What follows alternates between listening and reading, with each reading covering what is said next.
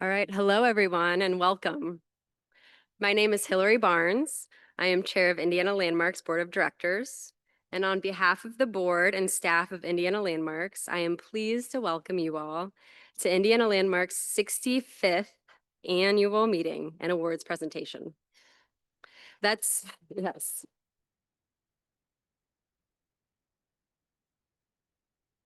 That's 65 years of breathing new life into vacant schools, churches, main streets, factories, and all types of historic buildings. So thank you for joining us on such a beautiful day and occasion. I would also like to thank our sponsors for today's event, Ratio and Rundell Ernstberger Associates. Can you give them a round of applause?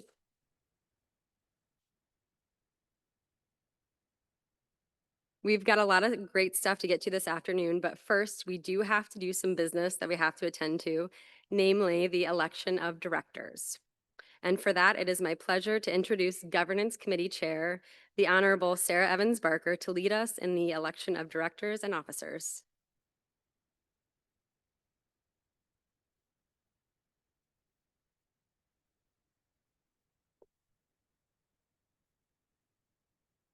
I'm here in my capacity as chair of the governance committee, so keep your seats. Thank you, Hillary. Each year, good friends, the Indiana Landmarks conducts elections to select individuals to serve on the organization's board of directors.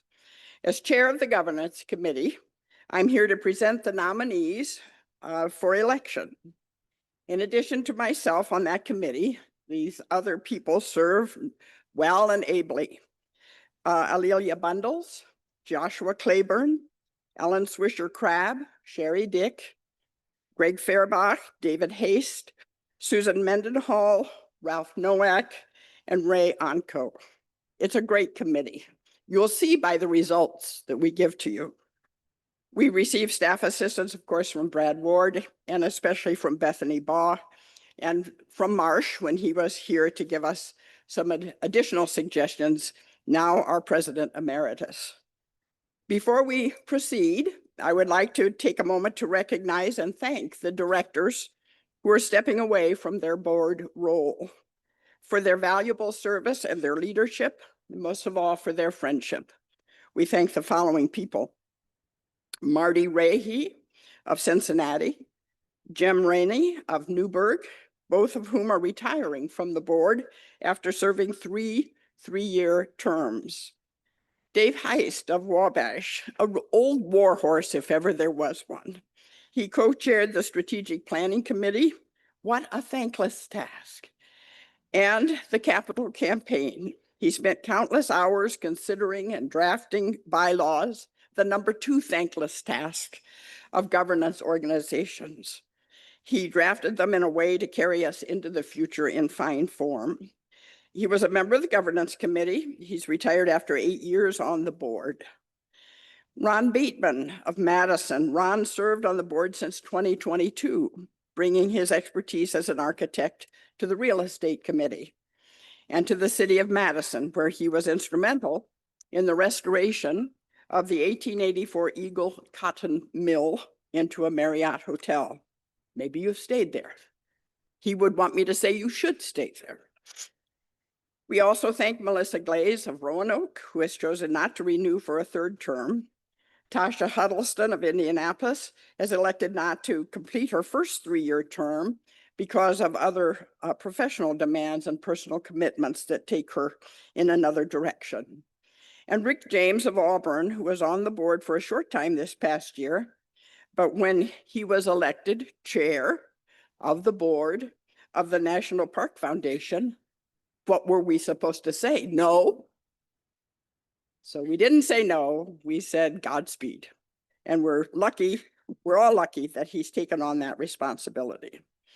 We also note with sadness the passing of a dear friend and former board member, a longtime real estate committee member, Paul Smith. He was a stalwart champion for Indianapolis's Old North Side neighborhood. We recently dedicated the narthex in the Grand Hall, here in this Grand Hall, in Paul's honor.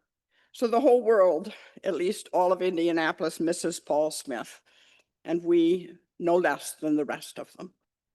And now the Governance Committee recommends to the members of Indiana Landmarks 4 individuals for election to the Board of Directors, serving 3-year terms that expire in September 2028. The 4 new board members for your consideration and your election, I hope, are Noah Davey, Abigail Holman, Jim King, and Charles T. Richardson. Noah Davey of Mishawaka,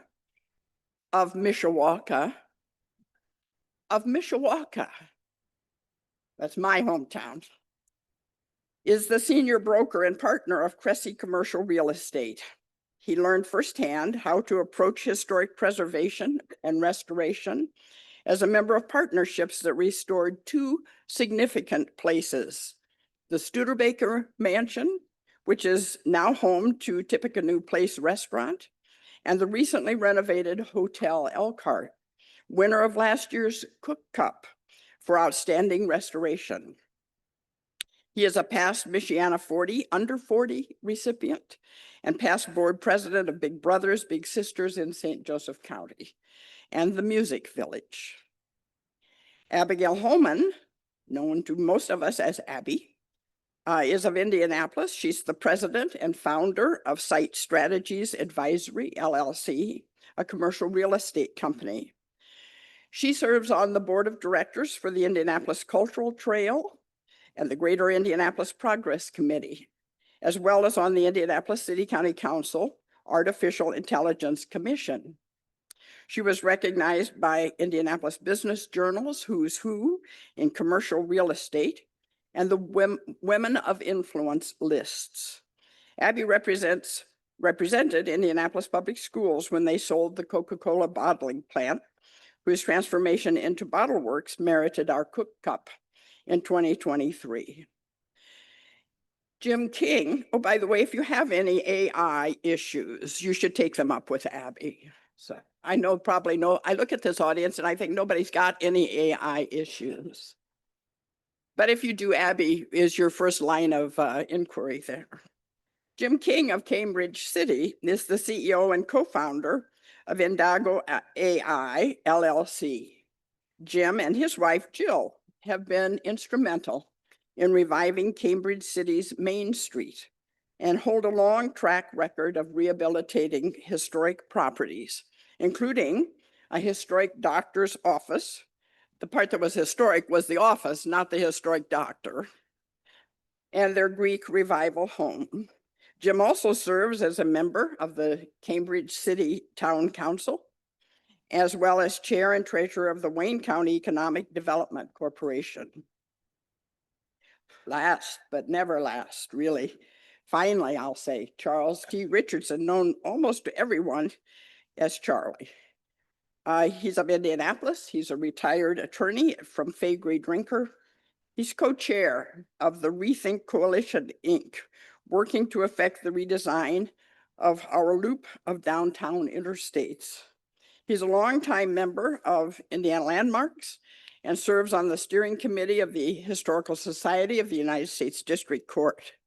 He's a member of the leadership group of Historic Urban Neighborhoods of Indianapolis.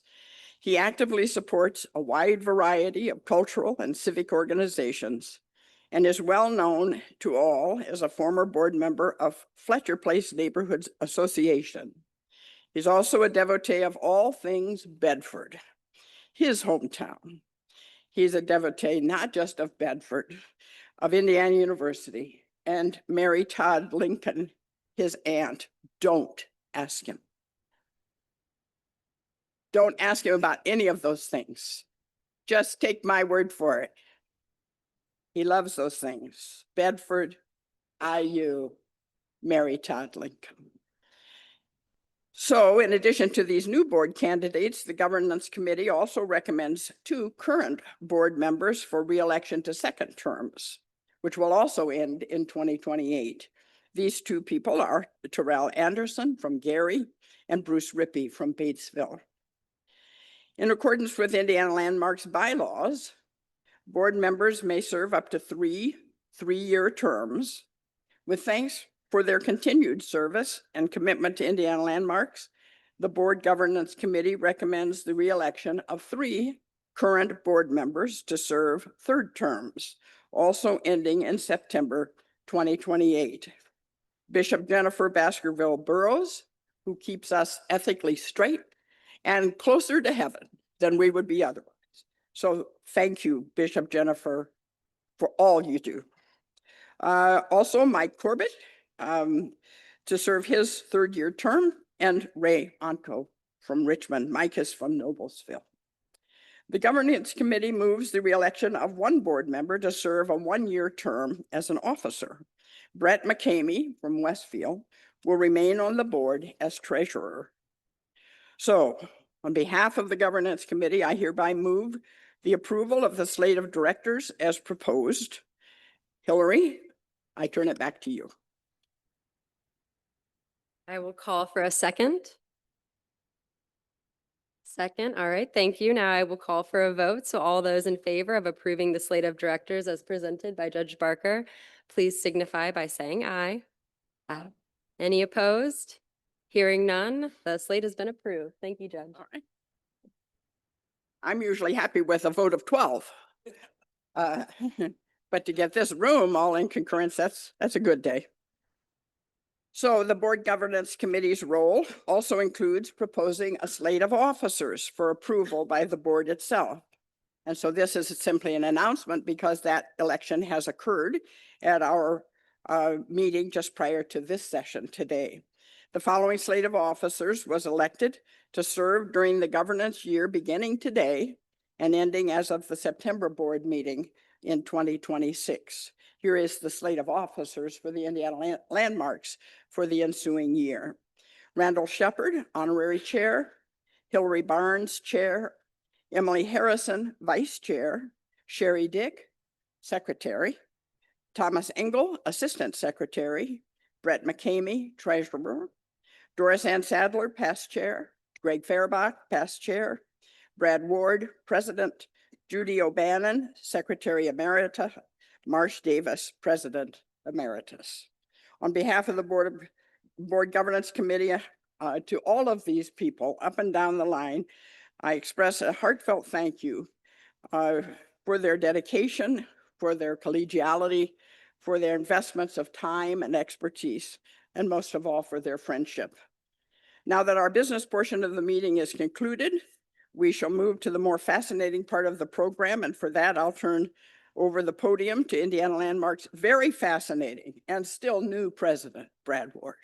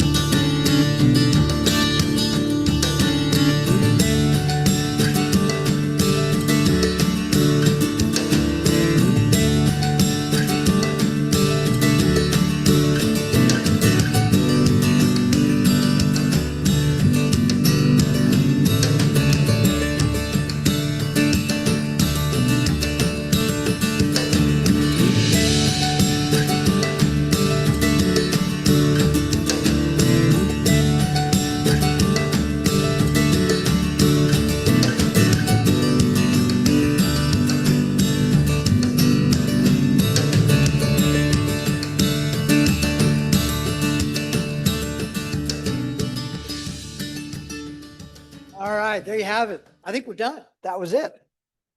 No? All right. Well, I thought I'd give that a shot.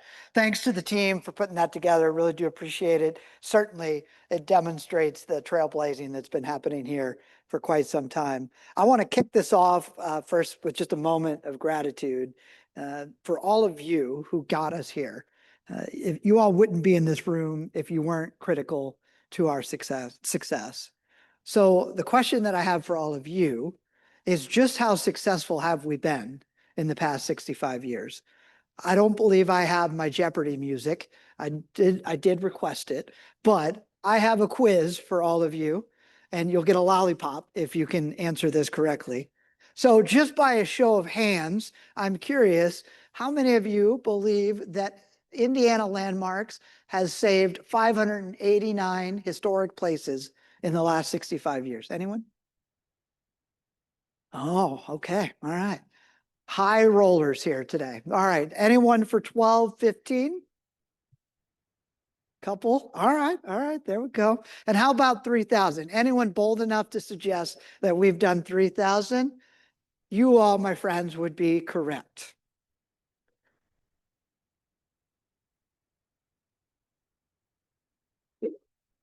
In 65 years, we have saved over 3,000 historic places across Indiana. And we've done that together. That's what we have to remember. Let's take a quick look and tee up one that just got rededicated yesterday. This is the Pulaski County Courthouse. It was first dedicated September 7th, 1895. 1895. And just yesterday, after 130 years, it was rededicated. And it was after a 12-year battle to keep it from becoming a parking lot. Quite marvelous. And thank you to Todd and his team up in Northern Indiana for sharing these pictures and being there with them yesterday as they rededicated this 130-year-old courthouse. If you haven't been downstairs in what we call the Wrap Gallery, we have all of the courthouses across the state in a beautiful collection that has been curated by a gentleman that has worked with Indiana Landmarks to bring those to the Wrap Gallery. So I encourage you, before you leave, if you haven't seen it, to take a quick moment and take a peek. One of our earliest investors and founders, many of you would know, was Mr. Eli Lilly. He did something that was critical to our success. He endowed Indiana Landmarks early with the financial capacity that has set us apart from any other comparable preservation organization in the nation. The idea of endowing landmarks with perpetual resources, which donors continue to do today with legacy gifts, has enabled us to become the leading catalyst for historic preservation, not just in Indiana, but a model for the nation. We're very proud of this initial investment, and you can stop by to see his portrait on your way out, and you will note there is a space where we can hang your picture when you let us know about your estate gift. Listen, any mention of those who have made a mark on Indiana Landmarks just would not be complete without recognizing the Cook family of Bloomington. I think many of us share our deep sadness when we learned of the recent passing of Miss Gail Cook. As we know, Gail was an enthusiastic and generous advocate for preservation. The family, Gail, her late husband Bill, and their son Carl, are credited with spearheading over 70 historic preservation projects across the state. Beyond the sheer number of places they've restored, Gail and the family have elevated preservation in a very public way, both as a social good and a practical economic activity for community revitalization. Their influence will forever be part of our state's architectural heritage, including this building that we're all sitting in today. This stunningly adapted 19th century church was this complex was a partnership that Indiana Landmarks could not have done without the Cook family. I particularly wish to thank Carl Cook, their son, who continues that family legacy and will no doubt continue to carry on preservation in their name.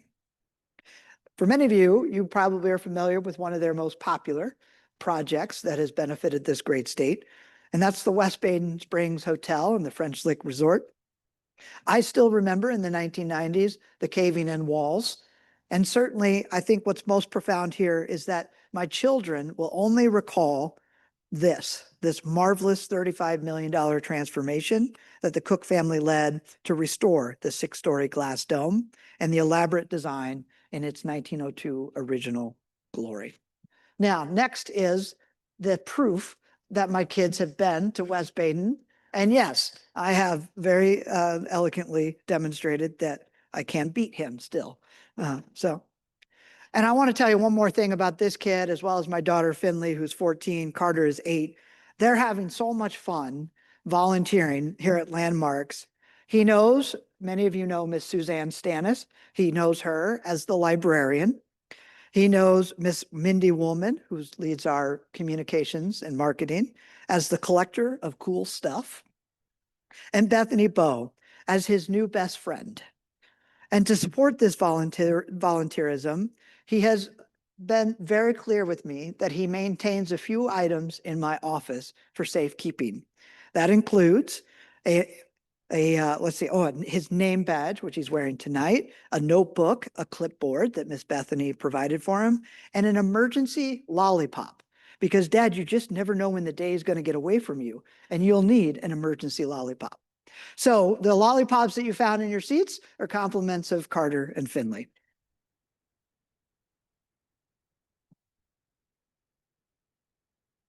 Look, I think what's most relevant here is that each of us in this room bears the most important responsibility of all. We have to carry this legacy forward.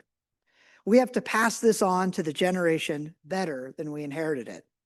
It's families like the Ephraimsons who have honored this work of communities that make preservation a priority by generously giving annual investments in Indiana landmarks for the past 26 years.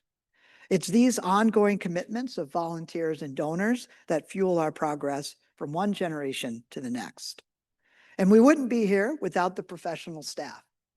This is our regional team, the fine folks that staff our organization across the state at their most recent retreat up in Valparaiso. We've now grown to over 45 individuals on the professional staff serving across the state of Indiana. It was Mr. Lilly who first secured, as the Indy Star put it, the godfather of historic preservation, Mr. Raul McLaughlin, as Indiana Landmark's first guiding force of leadership. Then we enjoyed a remarkable 50 years of stable leadership under the guidance of two individuals, Reed Williamson, whose name graces the award we'll be presenting shortly, and Marsh Davis, our most recently retired president and CEO. Now, I did not pick this picture. This was the work of Mindy Woolman, who flat out said, he can't do anything about it. So there you are. So if I can't recall if Marsh made it in the room, but you can all let him know that this picture graced our walls tonight. I also want to be upfront and acknowledge that I think his new unofficial title is the mayor of New Harmony. And if you haven't yet, I do anticipate that many of you in this room will be donating to Indiana Landmarks projects taking place in New Harmony very soon in your future. As I embark on this journey with Indiana Landmarks, I'm guided by those who come before me. And just as in the past, I believe we're going to continue to blaze a trail. We're going to push the boundaries for the role of preservation. We're going to harness the power of historic places. And we're going to take the heritage and the culture of Indiana through the lens of placemaking, through addressing community needs, public benefit. We'll promote do-it-yourself culture and skills and build careers in the heritage trades. We'll champion federal, state, local advocacy to influence policies, programs, and funding mechanisms that enable preservation and smart growth. Now, a single individual can indeed have a profound impact. I've mentioned several of them, but never underestimate the power of the collective. Consider this a call to action. Ask yourself, what part will I play in the future of this organization? We all carry the weight of our inheritance and the deep responsibility that comes with it. I do want to take a quick moment, and I want to extend my sincere appreciation and regard for arriving here under Greg Fairbach's leadership as our board chair. Many of you know that the Schnitzelbank is a great thing that came out of Jasper, Indiana. I believe the best thing to come out of DuBois County might have been Greg Fairbach and Brad Ward. Whether or not we celebrate that remains to be unseen. But I do also want to acknowledge another Southern Indiana hero. I'm also grateful to our honorary board chair, Randy Shepard. I first met him in person during the search for my position. His reputation certainly preceded him. but his presence ensures continuity that I greatly benefit from, as it ensures our highest standards and commitment to this organization's values. And no leader can move forward without the steadfast commitment of our board of directors. To each of you, I thank you. All right. Now, I suspect for many of you in this room, history is a little bit of a passion of yours. And when it comes to Indiana history, it might just be, well, darn near close to a love language. It's all of you that really do make this quite enjoyable, and you make preserving things that matter worthwhile. And I want to acknowledge that whether it's a passion, a hobby, or a devoted career in preservation where you can recite by memory Section 106 of the National Historic Preservation Act, which I cannot, every single one of us undeniably does the same thing. We enter old buildings and we gawk. And as Frank Basile once told me, it's actually a hazard once you start to get too close to Indiana landmarks, because you find yourself consistently looking up when you probably should be looking at what's in front of you. I believe it was Frank was on a trip looking up and he fell, and his wife quickly said, "Oh, is the camera okay?" He and the camera were okay.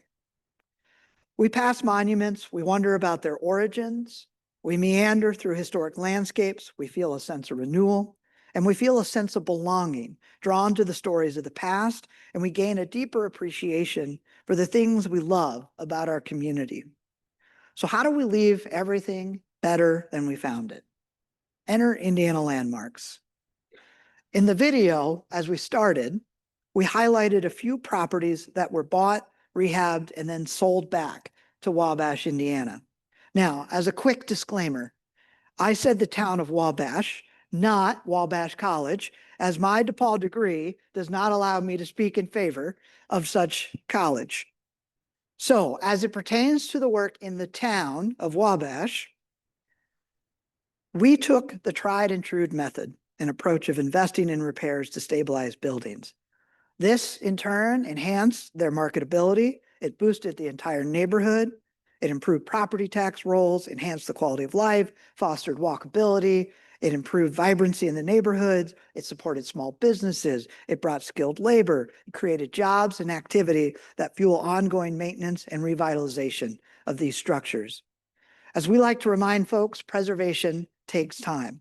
Case in point, one of the first properties we acquired in Wabash was just recently listed for sale. 7 years after launching the Wabash Initiative, these projects have become a billboard for the transformative power of preservation. Just look at that transformation. We're currently engaged in another community project of scale in Hanover, Indiana, with a population of just under 4,000, sitting right outside the mecca of our preservation hub, Madison, Indiana. That's your cue, Madison. There you go. All right. What started as a few has grown into an expanded partnership with Hanover College to rehab additional properties, where the college has elected to support a portion of its $30 million college and community collaboration grant from Lilly Endowment on these revitalization efforts, attempting to deepen the connection between the community and the college while preserving the integrity and charm of this small town. We often, in the preservation world, think of the 50-year rule. We think of the 50-year rule as a guideline for a property to be eligible to be listed on the National Registry of Historic Places. This standard was set in 1948, and it came 9 years after the Greyhound bus terminal opened in downtown Evansville. Imagine 50 years ago, the year is 1975, families and individuals are sitting on benches, still from the 30s, waiting for the next bus. I doubt they would predict that in 2025, we would be sitting down in a fully restored bus terminal, enjoying the amazing burgers at a trendy restaurant. But if we're not careful, 50 years from now, the fate of another downtown building in Evansville, the former YMCA and historic Evansville Gymnasium that has stood since 1927, might be nothing more than a vacant lot if we don't continue to invest our energy in finding new ideas for this old building. This brings me to our ever-evolving role of Landmark serving as a champion of advocacy and lobbying. But beyond the possibility of leveraging tax credits and public incentives to activate spaces to address today's needs, such as housing, education, childcare, or training, we face a fundamental challenge in the agencies and the charitable partners with whom we collaborate. Many of the partners that we depend on have experienced dramatic and sudden cuts to their state and federally funded budgets, leading to underfunded and understaffed programs. Now we face an even deeper challenge as these cuts play out across America. The complex social issues that are addressed by those agencies and those institutions have become even more challenging to tackle with no viable alternative readily available. We rely on the success of these entities, such as Indiana Humanities, the Indiana State Museum, the State Historic Preservation Office. Our stake in their success is rooted in decades of symbiotic partnership. And one of the longest partnerships is with Indiana Main Street, established with the help of legendary leaders of Indiana landmarks, including Miss Judy O'Bannon. Judy was noted in the late 1970s, and I do love this, and I do suspect someone might suggest the same darn thing about me, but she was the squeaky wheel when Main Street was just a budding movement at the National Trust for Historic Preservation. Judy worked hard to get the attention here in Indiana. We owe it to her, another inherited legacy, to be the squeaky wheel with our governor's office and elected officials on the importance of historic preservation and the use of these spaces on main streets as successful tools for community revitalization and downtowns being lifted up. It was in 1985 that Judy collaborated with the help of Indiana Landmarks to launch what we know today as the Main Street Program across Indiana. Today, 40 years later, Indiana Landmarks continues to hold its place as a key advocate for this statewide institution, which we did see very recently, a funding cut that reduced by over half their budget and cut their staff by 2/3. Philanthropy cannot and will not replace the critical role of the public sector. It plays a key ingredient for economic and community revitalization. That means Indiana Landmarks, it will have to play a continued large role at this moment. And with your support, we will. I'm grateful that Judy continues to devote herself to transferring her wealth of knowledge, her passion, and her commitment to matters of importance, including recruiting her very own family to join the cause. And I love this, that on my first few weeks in the role, I spoke to, go back one second there, Bo. Bo's one of our board members down in New Albany. And he said it was his mother or his grandmother, Judy, that drug him around the state and got him hooked on this at a very young age. And so I took that to heart. And now we can move forward to the next picture. And I did the same thing all summer long, covering over 2,000 miles, crossing the state. And I brought the kids along with me. And I have to tell you that whatever it takes to involve the next generation, whether it's your kids, your neighbor's kids, I don't care. Let's get them involved and let's get them realizing the real value that's at stake here. If we don't act and we don't involve more people and invite the next generation to see why we believe preservation is important, we're going to end up with a much larger endangered list, which none of us wants. Since the list was introduced in 1991, the 10 most endangered list, demolition has claimed only 21 of the 772 most endangered sites. 105 of them have been completely restored or are no longer endangered. I want to ensure that we add Gary, Indiana's storied Theodore Roosevelt High School to this reactivated column. While it currently stands, it does remain threatened if we cannot find a viable use for this monumental piece of property. It has tremendous cultural significance and the capacity to serve a variety of community needs, not just in Gary, but the region. It could be from educational needs, from addressing technology and nursing shortages in the state, to housing needs, to more space for the arts. The possibilities are endless, and we need a strategy and leadership to rally behind. It's our very own Black Heritage Preservation Program that tirelessly is seeking to catalyze forward progress, and is in an endless pursuit of a viable long-term solution rooted in community needs and aspirations. There's an increased pressure across the state in serving vulnerable populations, from the seniors to the unhoused to at-risk populations living in food deserts, to where our youth safely go when school's not in session.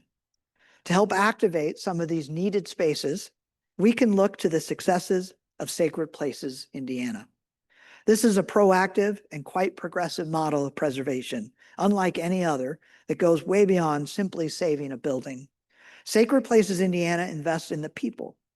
It invests in the congregations and anyone who steps through the doors of these sacred spaces.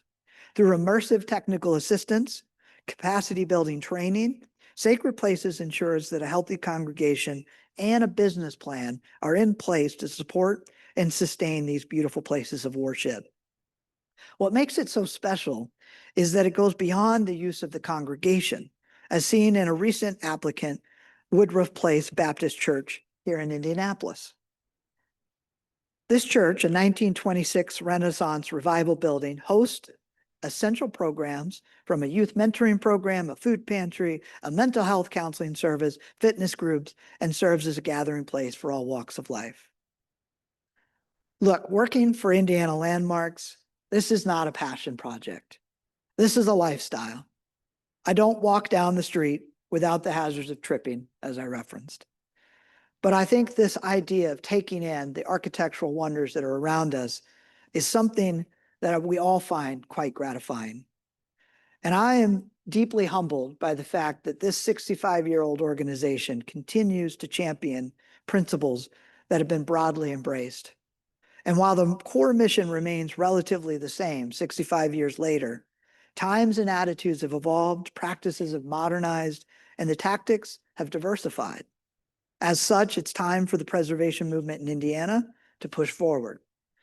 And the question is, will we be the ones blazing the trails as we have in the past, or will we follow the lead of others? Our work is not solely defined by the saves or losses of buildings, or the intangibles of our heritage recorded, or the cultural stories of our past secured, or the revitalization of a community. It's building a lasting culture of preservation. And what is at stake if we don't pass it on?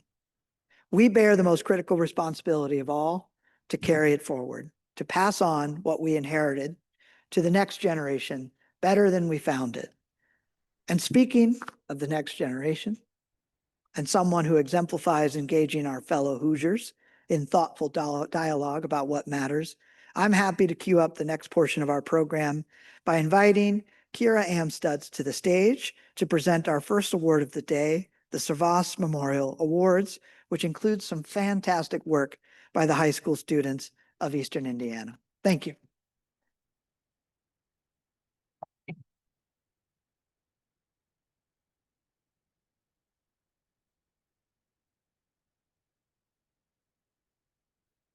Here with you today, and how lucky are we that Brad has joined our ranks.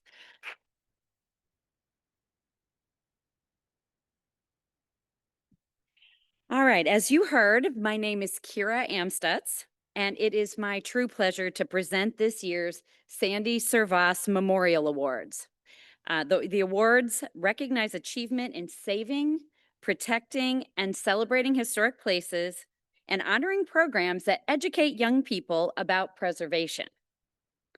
So this marks our 50th year of presenting the awards, and they were established to honor the legacy of Sandy Servaas, a dynamic member of Indiana Landmarks staff before her untimely death in 1975. Even in her brief time with us, Sandy has had a profound impact championing preservation as a tool for community revitalization and helping shape the mission of Indiana Landmarks.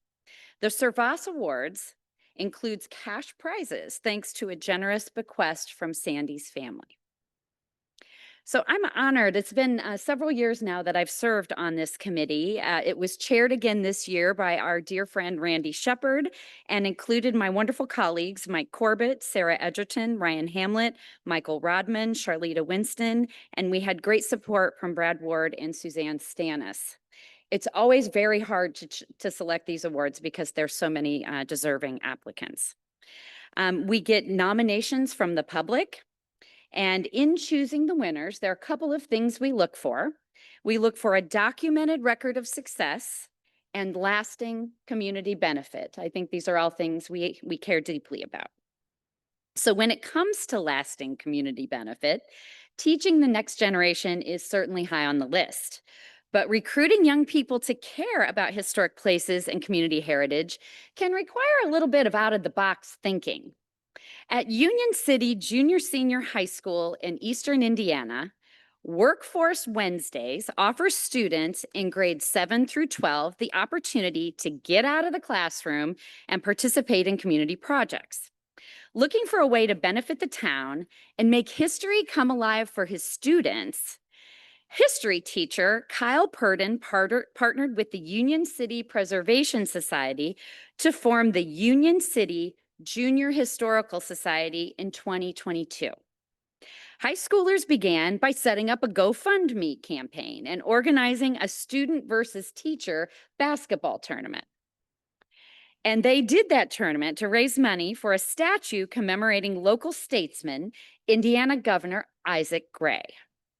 They then dug in a little bit more deeply. They sorted archival documents, assisted in mailings, and were trained to lead downtown architectural tours. I love that you're getting all of the photos here. This is terrific. Kyle, I understand you're the mastermind. Thank you. Okay, around 60 students have participated in the Junior Society since its formation, with a core group of 15 to 20 students driving its efforts. The students are currently creating a Veterans Memorial Wall in the school gym to recognize Union City graduates who are veterans. They raised money for signage, participated in a community competition to pitch their idea, and organized a Veterans Day program for the community in 2024. The group went above and beyond, calling veterans they didn't know and interviewing them to collect oral histories. In the process, they realized they were a part of something very important and took pride in the idea of working to improve their community. And may I just say, if all places engaged students this way, wouldn't we all be better for it? We are delighted to recognize the students and their efforts by presenting the Servaas Award in the Youth Serving category to the Union City Junior Historical Society, represented today by history teacher Braden Hoggett and students from the society. In addition to the glory of being here with us today, the winners received the Servaas sculpture, No Doors to Lock Out the Past, by the late Evansville artist John McNaughton, and a check for $1,000. I'd love to have the Union City folks come up to the stage to receive their award.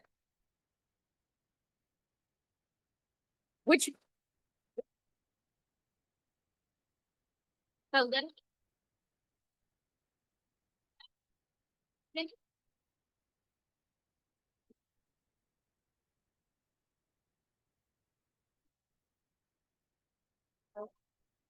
then we'll do Hello, everyone. My name is Nova Moat. I am a junior at Union City Junior Senior High School. Being a part of the Junior Preservation Society group has really taught me the remembrance of veterans from our community. I feel as if they don't get enough recognition for someone that has sacrificed their life for us to be here today, standing on our own feet and being here, having our own freedom.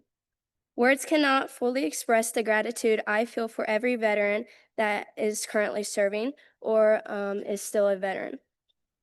I would also like to take a moment to thank Mr. Leahy, Kyler Purdon, my advisor, and also the community and Hydrojet, a local business that has worked with us along the way to fully approve the Veterans Tribute Wall. We just officially got up our tribute wall, so we're excited to officially put the names in on our Veterans Wall. We also would like to thank everyone who has granted us this award, and can't believe that we're getting this money and putting it to good use. So thank you for everyone being here today, and thank you for the award.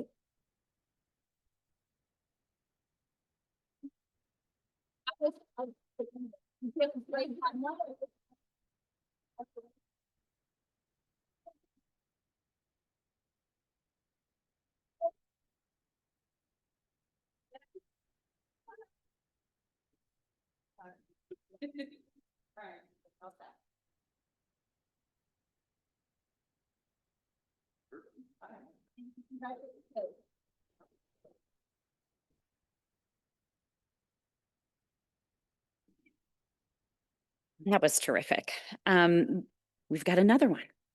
We know that saving historic landmarks can be a daunting challenge, especially in small towns where financial resources and people power may be limited. Since forming in the 1990s, the small but mighty Fountain County Arts Council has risen to the occasion again and again to protect their community's heritage. In 2019, a contractor assessing the 1854 Cades Mill covered bridge discovered a broken cord, a serious structural issue that put the entire span at risk of collapse. The bridge is one of the county's 3 remaining covered bridges and the state's oldest covered bridge in its original location.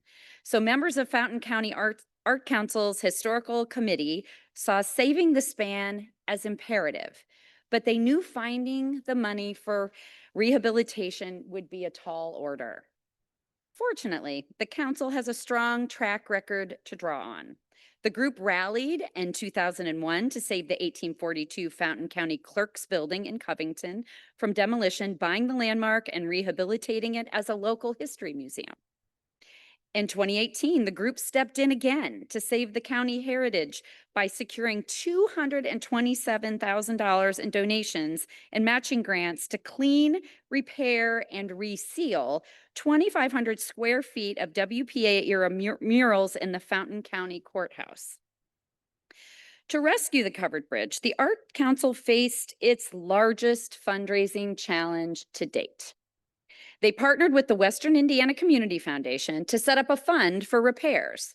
They sent out letters seeking support, and they used events and local media to shine a spotlight on the endangered bridge. The campaign attracted statewide attention when Indiana Landmarks added the bridge to its 10 most endangered list in 2022 and gave a grant to help the rehabilitation plans. Despite pandemic-related labor and material shortages and unexpected termite damage, the Art Council persisted, raising, okay, I want you to all hear this. This is a small town. $575,000 over 5 years.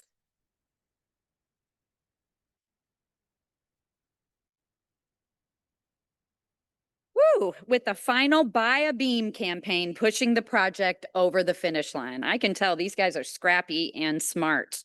Members of the group, community partners, and other supporters celebrated the bridge's completed restoration at a rededication just this June. Looks like it was a great celebration. And now, we are happy to honor the group's unwavering dedication and heroic achievement by presenting this year's Servaas Award in the organizational category to the Fountain County Art Council. As Carol Fries, Art Council member and county historian, joins me on stage to accept the Servaas sculpture and a check for $2,000, we invite other members of the council to stand and be recognized. Congratulations.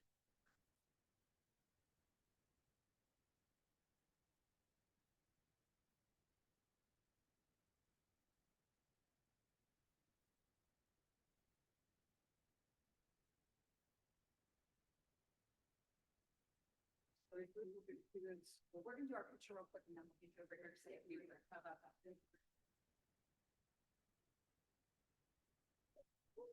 All right, congratulations.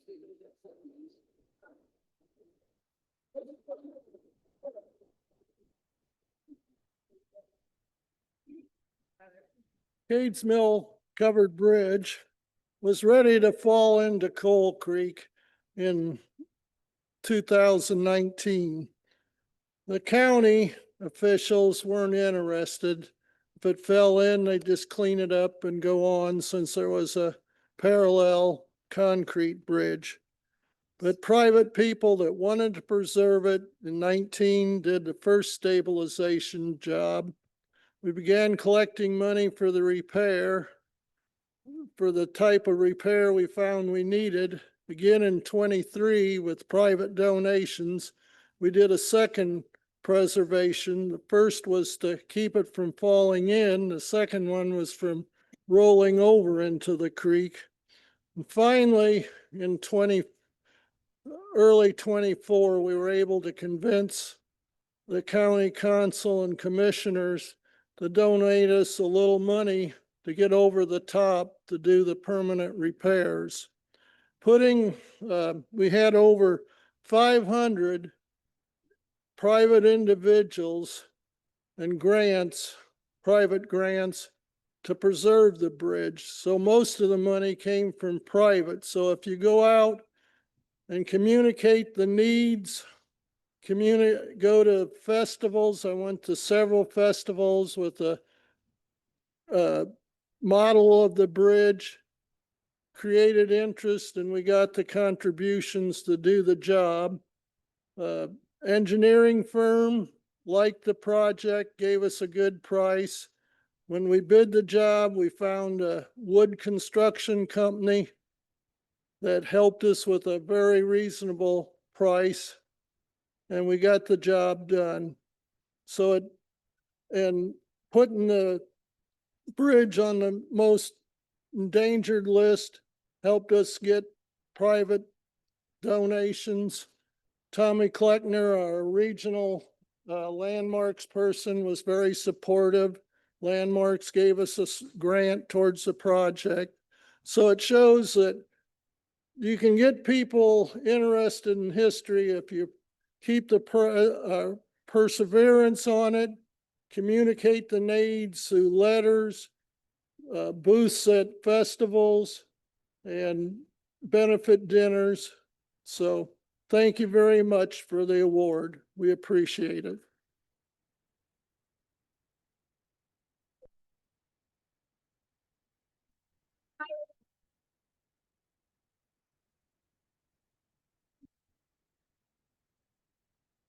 All right, well, please join me in giving both of these inspiring winners another round of applause.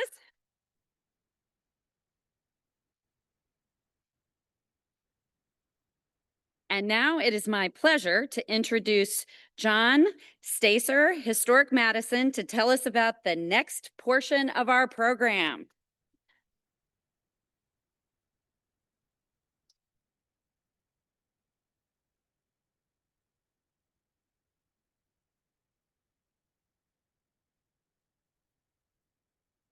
I have a gavel up here. This hasn't been used yet, has it? Okay. Hi, everyone. I'm John Stacer, President and Executive Director of Historic Madison Incorporated.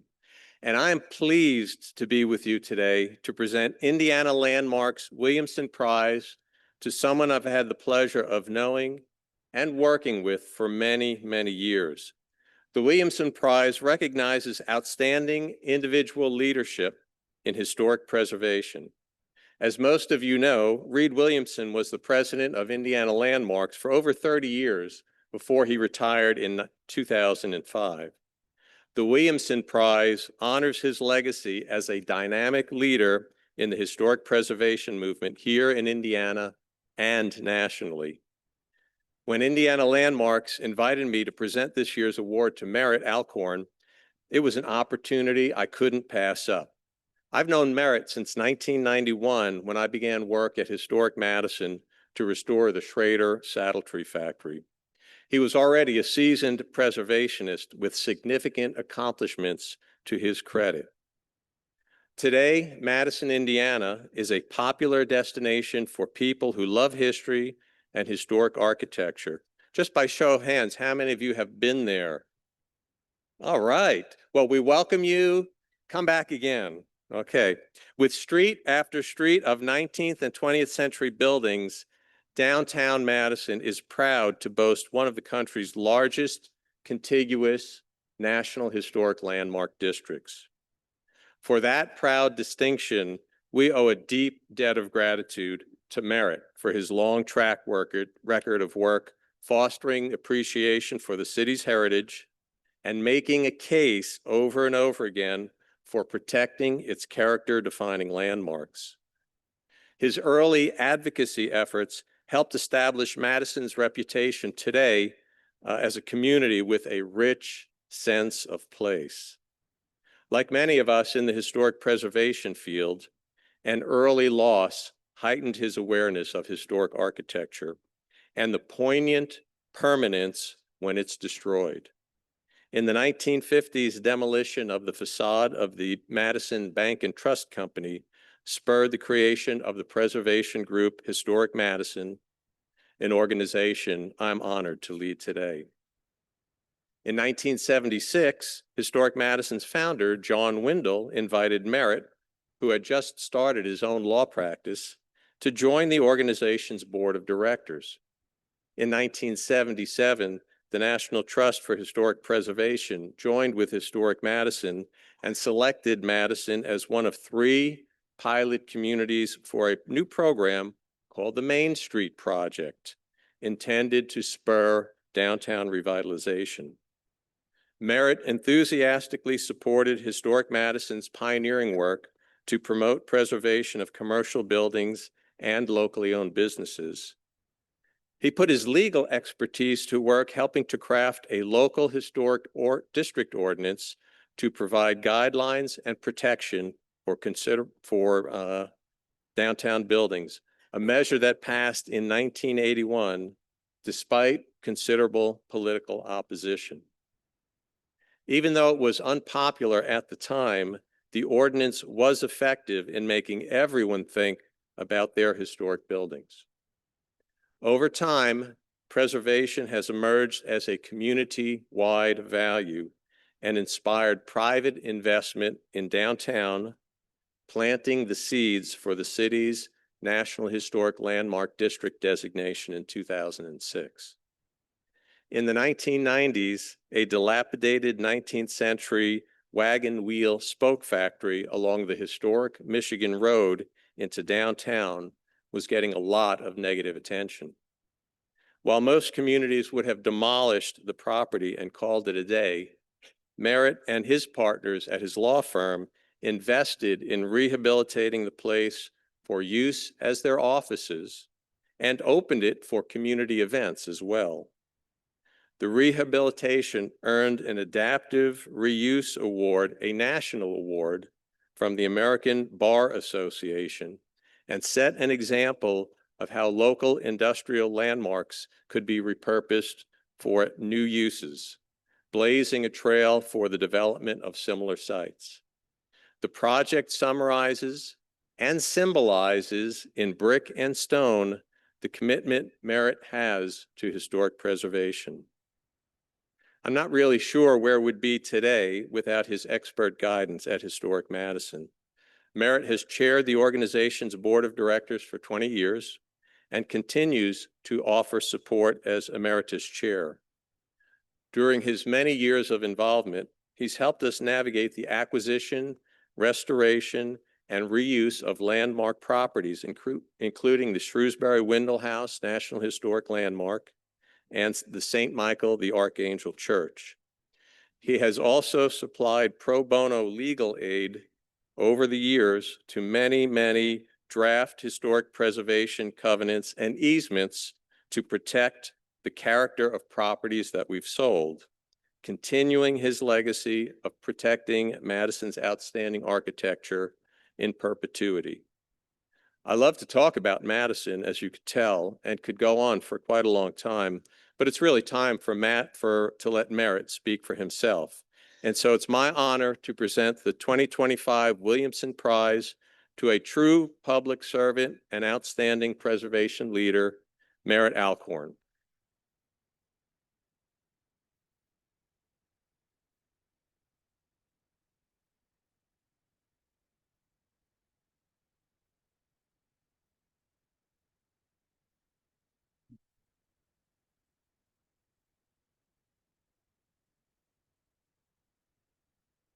Thank you, John. I would first like to recognize my family and friends that are here today.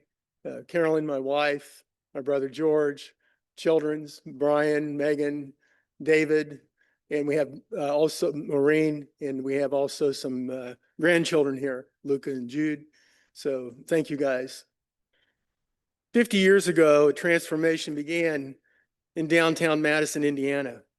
It began with National Trust selecting Madison as a pilot site for the Main Street project. Tom Moriarty became the executive director of the project in Madison and simultaneously was named the first executive director for Historic Madison. As you heard, Historic Madison had been formed a little less than 20 years earlier as a result of the vision of John and Ann Wendell. After a few months on the job, Tom Moriarty declared, "Madison is about place." Thereafter, in the 1980s, John Galvin, a subsequent executive director of Historic Madison, concluded that preserving the past is our future. John Galvin also is responsible for securing permanent funding for Historic Madison, and he negotiated the critical transfer of the St. Michael's Church, which you just saw, to Historic Madison. At that time, the mayor of Madison was Dr. Warren Rucker. Dr. Rucker commissioned a study of the downtown area. After a year of study and various recommendations, an historic district zoning overlay was proposed, which included an historic district board of review for all exterior alterations occurring within the district. As attorney for the zoning office, I went to Dr. Rucker and I advised him that passage of this legislation would probably result in his defeat in the next election. Demonstrating political courage, Dr. Rucker said that he did not care about elections because that this was the right thing to do. The legislation passed, Dr. Rucker was defeated. But the result of the legislation was an unprecedented boom in construction and investment in the downtown of Madison. The newly created district also provided a footprint for the subsequent designation of downtown Madison as a National Historic District. The current executive director, John Stacer, was prominent in his efforts to obtain that designation. Further, John Stacer also spearheaded the rehabilitation of the National Historic Landmark building, the Shrewsbury Wendell House.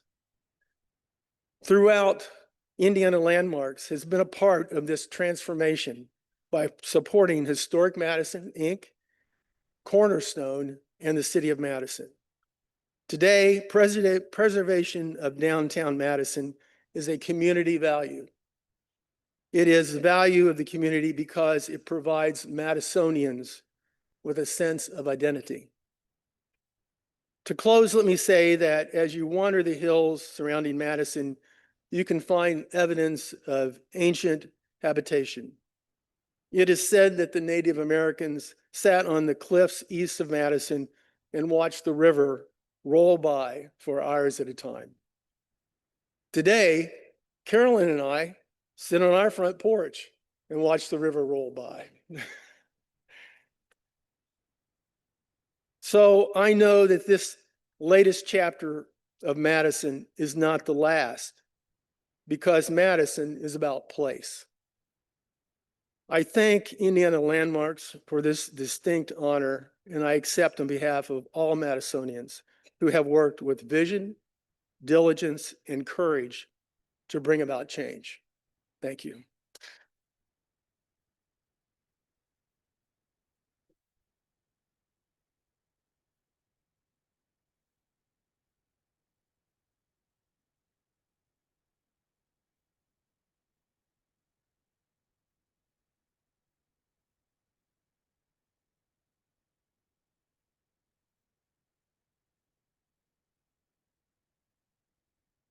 I still have one more duty.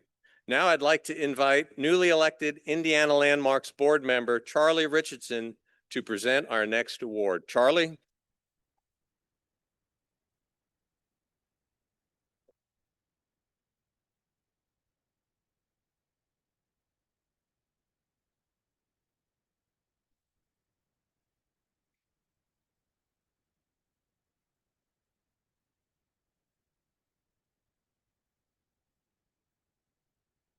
Spring Mill Inn, Merritt Todd Lincoln, noun, verb, adjective rolled into one stirring ring. Is there any other public persona you would say is noun, verb, and adjective rolled up into one memorable, kinky package? Yep. Fellow Indiana Landmarks Hoosier leaders, you guessed it. The only one I too can think of, perhaps more memorable than kinky, but that's certainly debatable, Sarah Evans Barker. But I digress. Spring Mill and Mary Todd, each a part of my very being for reasons you will understand in a minute. Let's start with the basics of an institution that has been at the center of our state's heritage and the gem of the state park system since 1927, a mere second short of a century, a key destination for 665,000 visitors to this southern Indiana park mecca in Lawrence County every year. Just 6.8 miles from my home in Bedford on a road I could drive in my sleep. I actually did drive close to sleep a time or two after having too much juice of the grape and returning from the famous Persimmon Festival in Mitchell. That festival was begun the year I was born, 1947. Coincidence? I have been one of those thousands and thousands of visitors to Spring Mill Park for every one of my 78 years. Spring Mill State Park.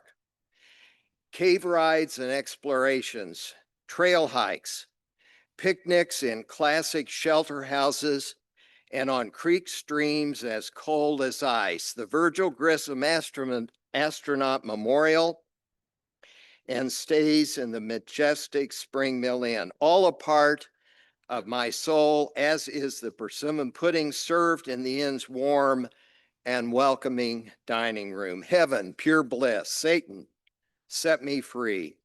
The genius that is Spring Mill began in the 1920s after Indiana University had already been studying the unique cave ecosystem in the area for years before. Research that continues to this day. After all, Bedford is the limestone capital of the world. The park's pioneer village was restored in the 1920s and 30s with major help from the Depression's Civilian Conservation Corps. The centerpiece of the pioneer village was the historic grist mill, whose iconic profile you will see on the publicity for Spring Mill State Park all over Indiana and beyond. The mill operated between 1846 and 1875, powered by a 9-foot overshoot water wheel and 506-foot flume fed by cave water from that amazing cave ecosystem. Stunning. The Spring Mill Inn that we will talk about in a minute was opened in 1939, a magnificent country inn made of local limestone and nestled on a hill overlooking the virgin forest. Again, construction by the Civilian Conservation Corps. The convening place for Lawrence County and Southern Indiana people as no other, second only to the sacred cathedral of all that is brilliant, beautiful, cool, and Studley, Bedford High School. Now here's where it gets interesting. In Spring Mill's Pioneer Village, anchored by the grist mill, are 20 historic structures, homes, a distillery, a tavern, a blacksmith shop, a mercantile, and other amazing places. A real-time picture and experience of how pioneers actually lived. An 1800s version of Mass Ave here in Indianapolis.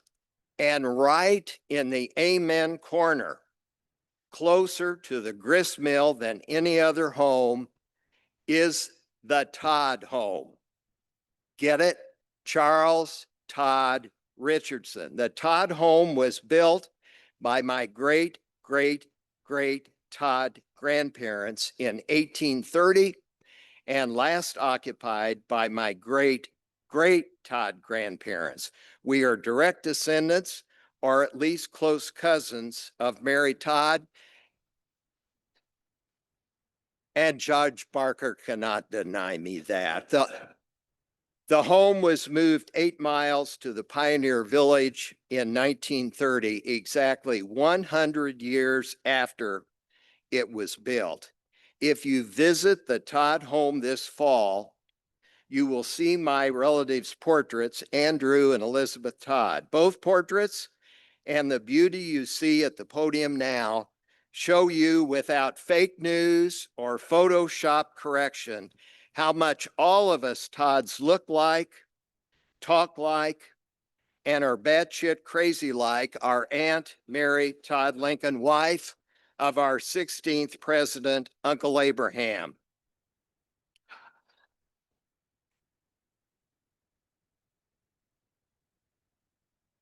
See the obvious resemblance? Any doubt about my Mary Todd lineage? And now back to the reason I was invited to appear before you today in all my glory to honor the real star of this moment, the magnificent Spring Mill Inn, and its glorious status as the winner of this year's Renaissance Award from Indiana Landmarks. Last December, the inn reopened following a $30 million 2-year rehabilitation to modernize the building while protecting the historic features that have made it a beloved destination for the people who come from all over Indiana and beyond to enjoy its unique charms, people who cannot resist the magnetic pull of Lawrence County. As part of the rehabilitation, workers restored the building's historic windows, repaired the lobby's oak paneling, and removed the butt ugly drop ceilings I remember being installed in my childhood to expose the original concrete beams, which had been stained during the inn's original construction to resemble wood. Bet a lot of you didn't know that.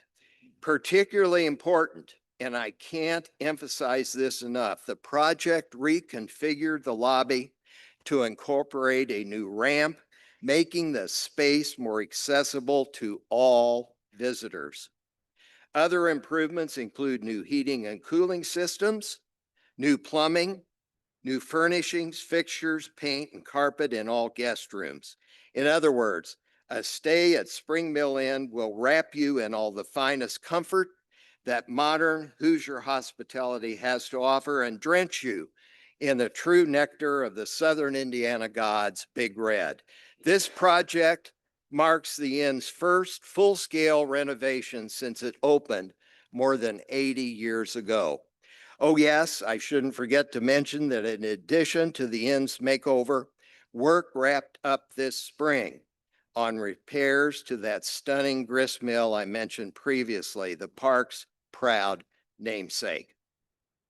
A misaligned wooden gear. Brad, are they talking about the mill or my 78-year-old misaligned ass? Got it.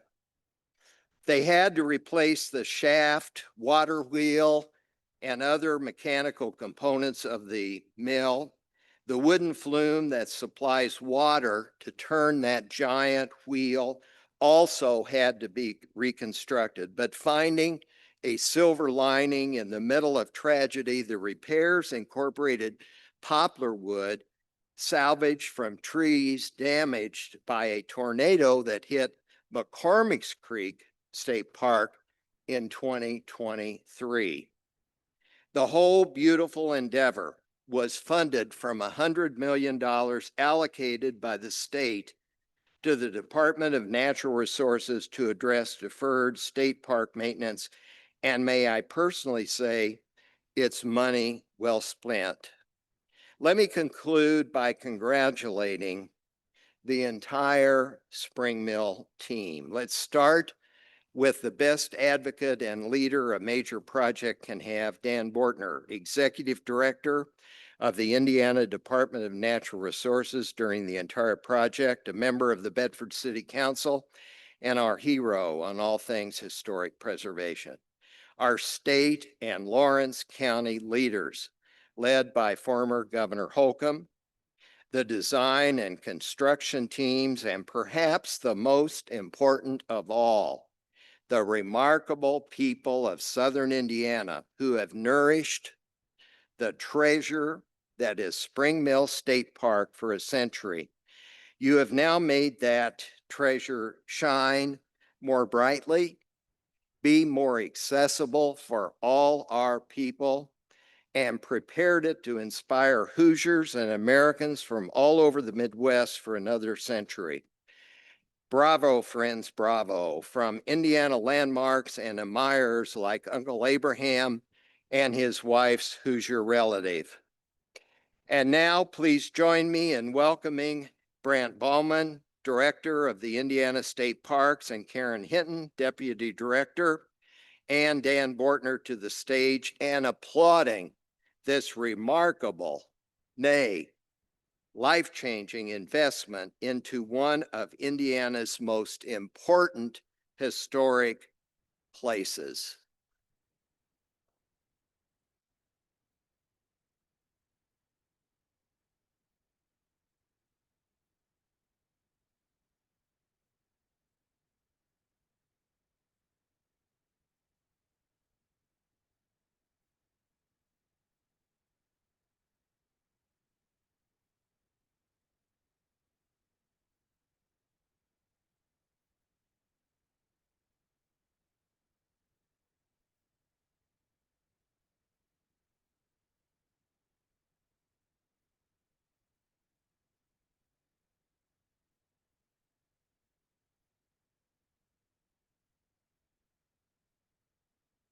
Good afternoon. I'm Brant Ballman. I'm Director of Indiana State Parks, and what an honor it is to be here accepting this award. These two on the stage with me, Deputy Director of State Park Inns and Hospitality, Karen Hinton, and retired DNR Director, Indiana State Parks Director, and SHPO, Dan Bortner, had far more important role than this than I do. I have all of 5 days under my belt as State Parks Director. But that being said, I do have 35 years with the agency, and I'd be remiss to say that if I didn't say that I started my career at Spring Mill as a lifeguard and was assistant manager there for about 11 years. But well prior to that, my grandfather was CCC, and he actually dug the foundation for the inn. So I've got a personal connection there.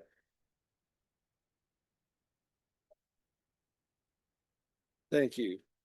Spring Mill Inn is close to many people's hearts, being home to countless family gatherings, shared meals, and memories made naturally. Restoring this Hoosier landmark has been years in the making, with our team pouring hours and hours of work, passion, and commitment into preserving Spring Mill Inn for future generations of Hoosiers to cherish.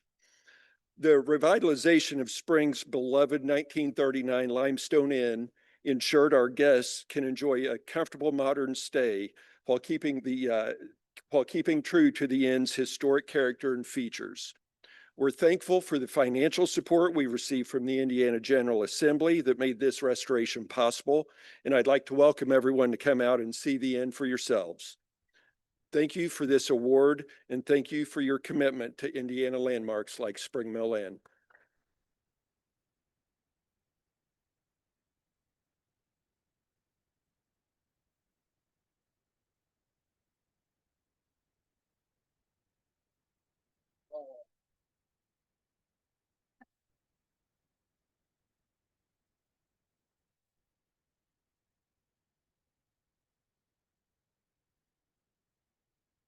It's going to be hard for you to follow that.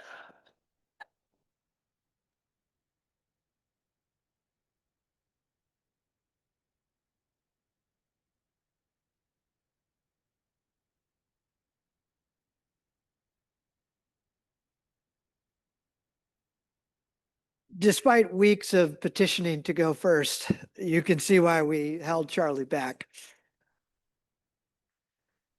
Look, I'm just so appreciative of everyone's words and all the winners that have shared with us. It's quite remarkable when you see it all come together and we get to take this moment to recognize these individuals. So thank you to all of the folks that have come together.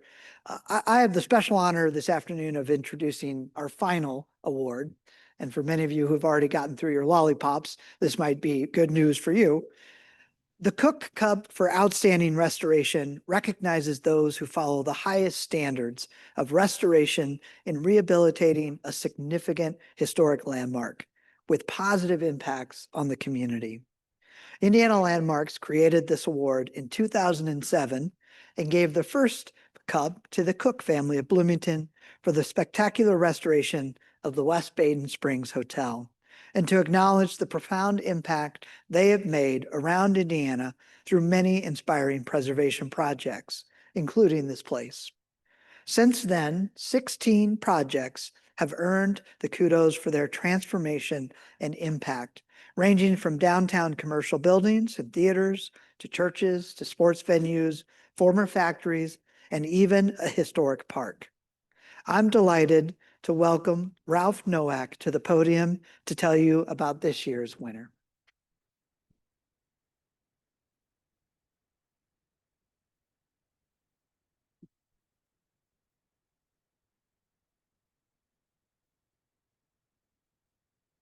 Thank you, Brad. I'll have to depend on Marsh Davis, our President Emeritus, for this comment. But I think this is the first year that the Cook Cup is not being given from or to a recipient without a Cook family member giving it. We mourn the death of Gail. Her calling was yesterday, and Carl and his family went through about 6 hours of that, and then the burial was today. So I'm the pitch hitter, totally inadequate for Carl, but at any rate, have a fabulous story to tell. This is going to be a little longer than maybe what you might be used to, but the facts of the situation of this winter are so significant that we wanted you to know everything. First, though, remember that Carl and Bill and Gail were the first winners of this cup. They were also instrumental in this place, in this room. And I can remember Bill saying, "Ralph, do you think we can get this done for $7 million?" And every time Bill said something like that, it was always twice. And Brad, I believe the total for this portion of the renovation was 13. So it played in fact. But I can also remember Bill being here. He would come every week to check on the renovation, make sure the carpet was perfect, make sure the paint was perfect. And I can remember there was a scaffold in this room, and he and I both scampered up that scaffold back in the day when I could scamper, because he wanted to check the gold leaf that's up there and the renovation of those windows. Sometimes Carl, the son, would come with him. Sometimes Gail would come too. But regardless, we would go out to lunch each week and celebrate the progress on the building. And if Bill came without Gail, he and I would share a large order of his favorite breaded deep fried mushrooms. And if she was with us, it was more plain fare. But now that they're back together again, Bill, you finally got caught. When the selection committee met first to choose this year's Cook Cup winner, one person on the committee commented that all of the projects were so strong, it reminded him of the Academy Awards, and it was that way this year. In other words, it was not an easy decision. However, I think you'll agree that this year's winner exemplifies the quality and the impact that has come to define the Cook Cup projects. With manufacturing heritage that dates back to the 1880s, a stretch of land along Broadway Avenue has been a cornerstone of Fort Wayne's history and a base for innovation for more than a century. In 1886, James Jenney, the inventor of an electric arc lamp and small dynamo, chose the site for his Fort Wayne Jenney Electric Light Company. When Ronald T. McDonald took over the property a few years later to establish the Fort Wayne Electric Works, it cemented the city as the epicenter of arc light, dynamo, and electric motor technology. In 1899, General Electric acquired Fort Wayne Electric Works, and within a decade, the company occupied more than 1.3 million square feet of facilities on a huge campus straddling Broadway Avenue just southwest of downtown. Under GE, the factory produced all kinds of commercial and household electric equipment, including alternators, dynamos, transformers, motors, and electric motor technology. By 1929, GE employed 10,000 people at this site. That was 9% of the city's population and 44% of its workforce. The company initiated multiple scientific patents at the plant. The United States' first ice-making machine and the first garbage disposal were both invented there. During the 1940s, the plant supported the war effort by retooling manufacturing lines to build superchargers for military aircraft. And by 1944, the company's workforce had grown to 20,000 people. GE attracted and spawned other engineering and manufacturing businesses as well, including International Harvester, Phelps Dodge, Magnavox, and Essex, some of which continue to operate in Fort Wayne today. Philadelphia architecture firm Harris & Richards designed many of the GE complex industrial buildings, using reinforced concrete with brick facades, large windows, open floors supported by massive columns to create light-filled workspaces that could support heavy machinery. The open, adaptable floor plans that suited GE's evolving manufacturing needs also made the buildings appealing for redevelopment. A nationwide decline in manufacturing jobs in the late 20th century affected the Fort Wayne plant as well. As early as 1969, GE employment began to decline, prompted by changes in the U.S. economy, global labor markets, prompted by also by increases in automation. In 2015, GE formally ceased operations at the Broadway complex. Removal of the rooftop sign bearing the GE logo signaled lights out at the once thriving factory. Given its location as an extension of downtown, the decline of the huge complex became a sad reminder for the city's past. On the West Campus, 8 historic buildings encompassing 700,000 square feet of space remained. Their configuration on 12 acres was well suited for adaptive reuse as a mixed-use district. Inspired by the site's heritage, location, and the city's track record of investing in its downtown, RTM Ventures LLC acquired the property from GE in 2017. The development group included Aurora Partners, Ashcrest Corporation, that was Ancora Partners, Ashcrest Corporation, Biggs Group, Cross Street Partners, and Wygan Construction. The LLC's name honors Ronald T. McDonald, founder of the Fort Wayne Electric Company. Ghosted lettering proclaiming Fort Wayne Electric Works remains visible on the West Campus's oldest building yet today. Jeff Kingsbury, Chief Connectivity Officer at Ancora Partners, noted, and I quote, "The site presented a great canvas to reimagine what this place could become as an economic engine for this century. The scale of buildings, their character, the way they were built, and how the campus is laid out is ideal to creating a mixed-use innovation district with a strong sense of place." The development team engaged the Indiana Department of Environmental Management, IDEM, to evaluate the property's environmental condition and develop a remediation plan. Nearly 20,000 tons of material was removed from the West Campus during the renovation, with over 79% of it being reused, reclaimed, or recycled. What an accomplishment.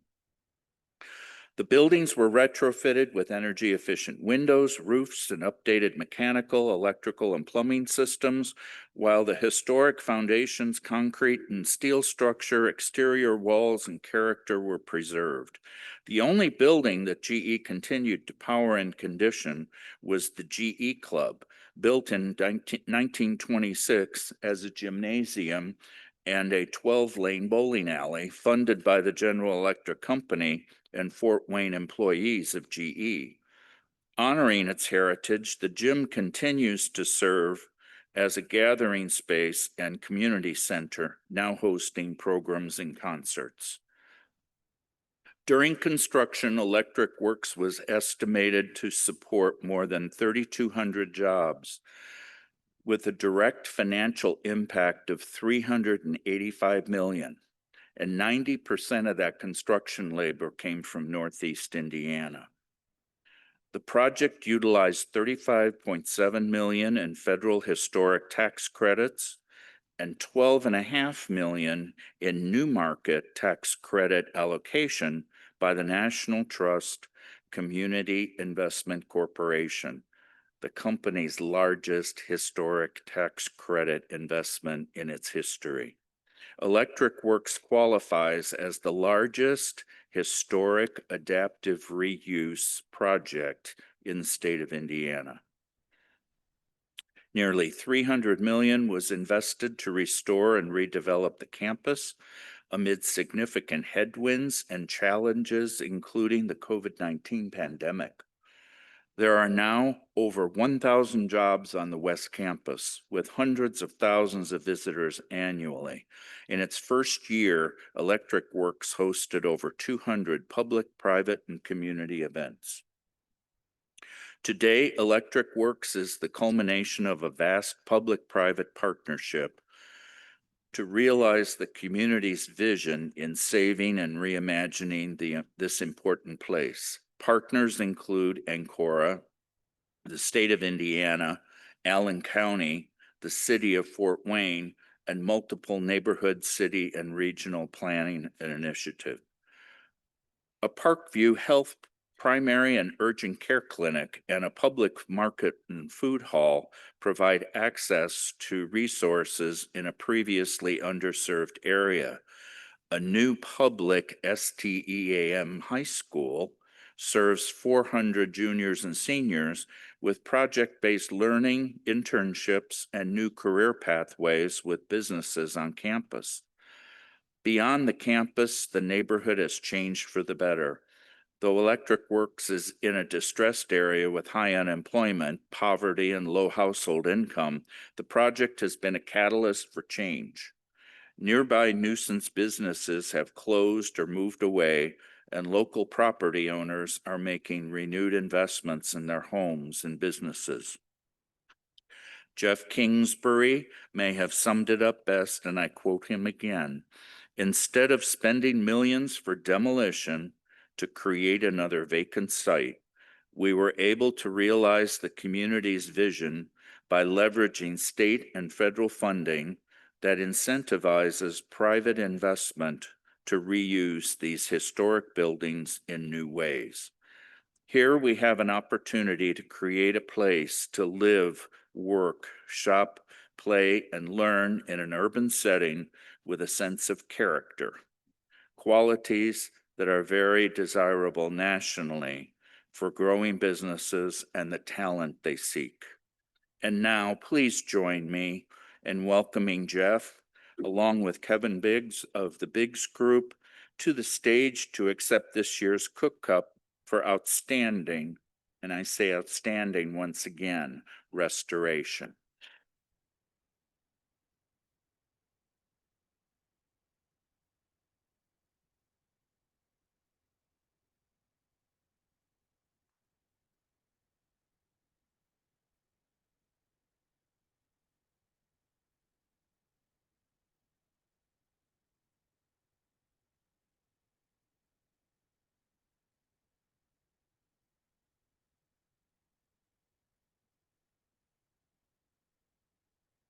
Ralph, thank you very much for that. Wow, what an incredible honor to be here today to receive this award on behalf of RTM Ventures, the general partnership ownership group that's made up of myself, Jeff Kingsbury, who's also co-founder of Ancora, his other partner, Josh Parker, who was unable to be here today, co-founder of Ancora, my good friend and partner, Larry Wygand, who is also the construction contractor that helped with this incredible reimagination of the campus.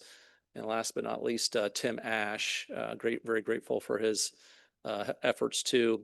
And I would also tell you, and Ralph mentioned a few of the other partners that came alongside this project, but the city of Fort Wayne couldn't have done it without this true public-private partnership, city council, the county council, and all the other community leaders. And at the end, it really took the leadership of a little over half a dozen incredibly influential business leaders that just would not let this not happen. And believe me, there were many times throughout the process that challenges arose that we had to face and overcome. But at the end of the day, it was the incredible support of Northeast Indiana, the community, Allen County, and the city of Fort Wayne to see this come to life. So thank you. I'll let Jeff make a few comments.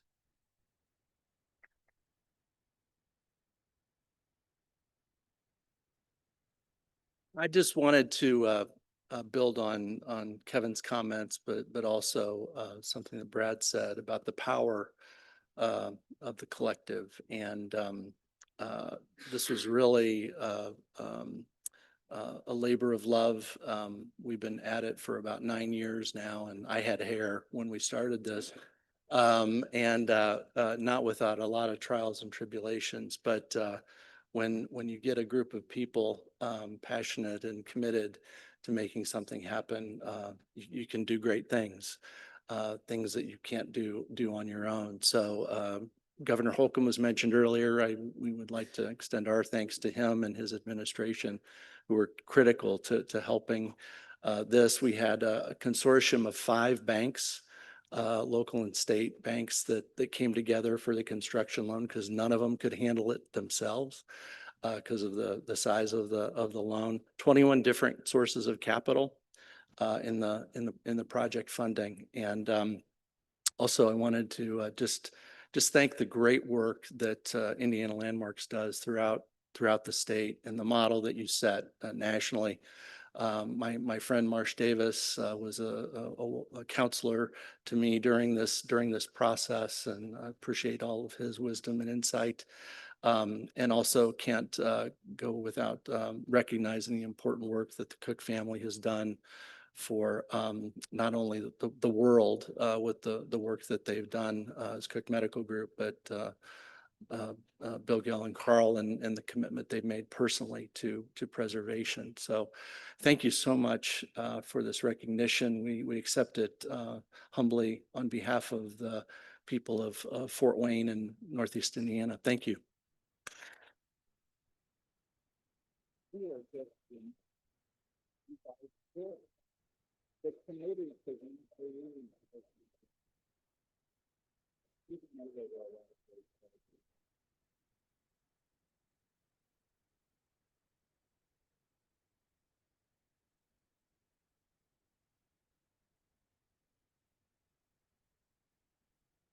I don't know what I'm supposed to do. Oh, Thanks, Ralph.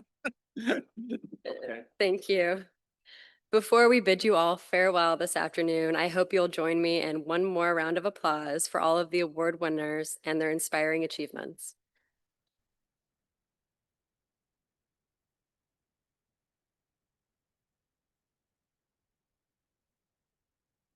As these stories show, this work may involve saving structures, but historic preservation is about people.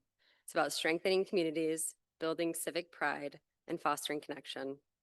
And now, without keeping you any longer, I will go ahead and adjourn the 65th annual meeting of Indiana Landmarks.